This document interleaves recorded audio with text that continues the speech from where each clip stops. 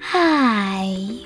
In front of me is Infinix Note 12 2023, and today I would like to show you how you can add audio or video files to text message on this device. First of all, open Messages app and select one of your chats. Then click on this plus icon at the bottom left corner and select Files next to Location. Now you can select them from here right away.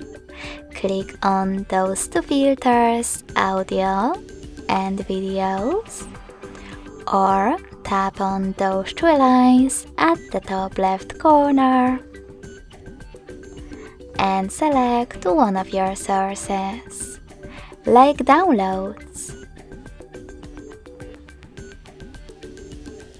When you're ready, hold your file that you wish to add, in my case this one, and tap on Select at the top right corner.